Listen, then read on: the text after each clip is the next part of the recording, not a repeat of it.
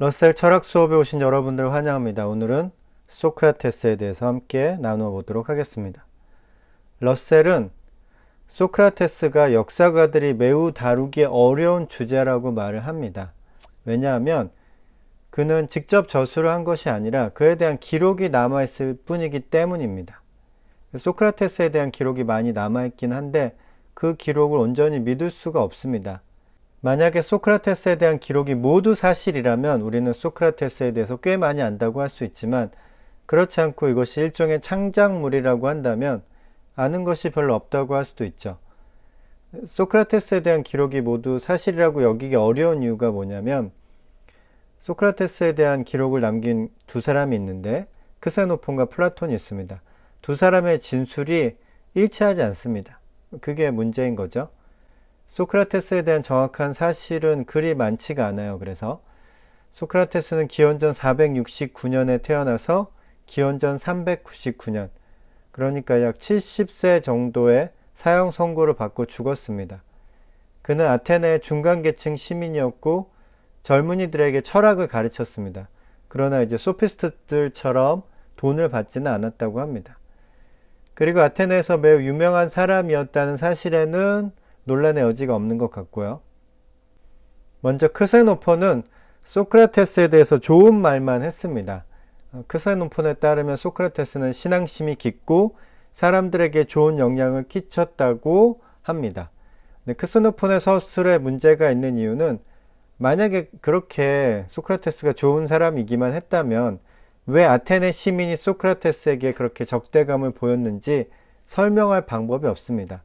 어떤 사람은 이제 크세노폰은 실제로 일어나지 않은 일을 지어낼 정도로 똑똑하지 않기 때문에 그가 사실대로 서술했다고 믿어야 한다고도 주장을 합니다. 하지만 러셀은 크세노폰이 우둔한 사람이었기 때문에 오히려 정확한 서술을 하지 않고 그저 자신이 이해할 수 있는 말로 소크라테스를 기록했을 것이라고 의심을 합니다.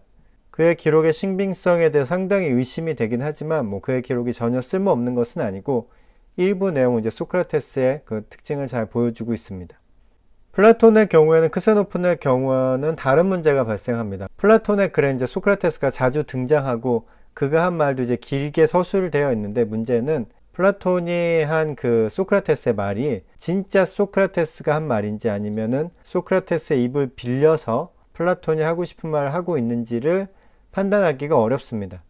플라톤의 글은 허구적인 요소가 많이 가미되어 있기 때문에 소크라테스에 대한 그의 서술도 역사적인 사실로 받아들이기가 어려운 거죠. 플라톤이 자신의 글에서 소크라테스를 완벽하게 자신의 뜻대로 창조했을 가능성도 얼마든지 있는 거죠. 그래도 그나마 가장 역사적인 서술로 신빙성이 있다고 여겨지는 책이 바로 소크라테스의 변론입니다. 플라톤이 이제 소크라테스의 말을 듣고 기억한 내용을 문학적으로 다듬었을 것이라고 사람들이 짐작을 하고요.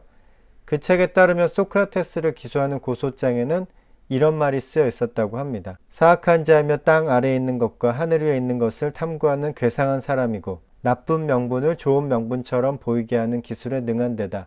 그런 기술을 다른 사람에게 가르치기까지 한다. 더불어 그에 대한 고소는 국가에서 섬기는 신을 숭배하지 않고 거짓 신을 끌어들여와서 젊은이들에게 가르친다는 것이었습니다. 소크라테스가 아테네 시민들에게 적대감을 샀던 것은 명확한 사실인 것 같습니다. 아마도 그 이유는 그가 귀족층을 지지하는 당파와 깊은 연관이 있었기 때문이라는 설이 있고요. 그의 제자들 대부분이 귀족 출신이었는데 그 제자들은 아테네 시민들을 괴롭히는데 앞장섰다고 합니다. 그렇으니까 아마 소크라테스도 덩달아 미움을 받았을 가능성이 있죠. 제자들이 그렇게 사람들을 괴롭혔으니까요. 재판 과정에서 이제 주목할 만한 사실이 있는데, 그 당시 아테네 재판정에서는 원고 측이 요구한 형량과 피고 측이 제시한 형량 중 어느 한쪽을 선택하는 판단을 내렸다고 합니다. 만약에 소크라테스가 재판부가 납득할 만한 형량을 제시했다면 그는 사형을 면할 수도 있었을 것이라고 추정을 합니다. 그런데 그는 이제 30미나 벌금형이라는 가벼운 형량을 제시했고, 이에 광분한 배심원들이 결국 그에게 사형 언도를 내리게 되었다는 것입니다. 즉 소크라테스는 사형을 면할 생각이 없었던 것으로 보입니다. 만약에 소크라테스가 적당한 형량을 제시했다면 자신의 유죄를 인정하는 것처럼 보일 것이기 때문에 이와 같은 낮은 형량을 제시함으로써 사형을 받아들였던 것으로 그렇게 보입니다. 저는 소크라테스가 왜 그렇게 돌아다니면서 사람들과 대화를 나누고 그들의 지혜를 알아보려고 노력했는지 그 이유를 몰랐는데 러셀은 다음과 같이 적고 있습니다. 일찍이 델포이 신전에 소크라테스보다 더 현명한 자가 있는지 물었더니 더 현명한 자는 없다는 신탁이 나왔다고 한다. 소크라테스는 자신 아무것도 모르는데 신이 거짓말을 할 리는 없기 때문에 무척 당황했다고 고백한다. 그래서 그는 신의 잘못을 입증할 수 있는지 알아보려 현명하다고 소문난 사람들을 찾아 돌아다닌다. 그래서 실제로 돌아다녀 봤더니 사람들이 모두 현명하지 않다는 사실을 알게 되었고 소크라테스는 사람들에게 그 사실을 일깨워주려고 노력했던 것 같습니다. 자신이 현명하다고 생각하는 사람에게 그렇지 않다는 것을 대화를 통해서 좀 나쁘게 말하면 말싸움을 통해서 알려주려고 했으니까 사람들에게 미움을 산 것이 어쩌면 당연한 일인지도 모르겠습니다. 소크라테스는 마지막에 이렇게 결론을 내렸다고 합니다. 오로지 신만이 지혜롭지요. 신은 신탁을 통해 인간의 지혜랑 같이 없다는 것을 보여주려 합니다. 소크라테스에 대해 말한 것이 아니라 단지 나의 이름을 사례로 써서 이렇게 말하려 했던 것 뿐입니다. 오 인간들이여, 소크라테스처럼 자신의 지혜가 사실은 가치 없다는 것을 아는 자가 바로 가장 현명한 자라고 말이지요.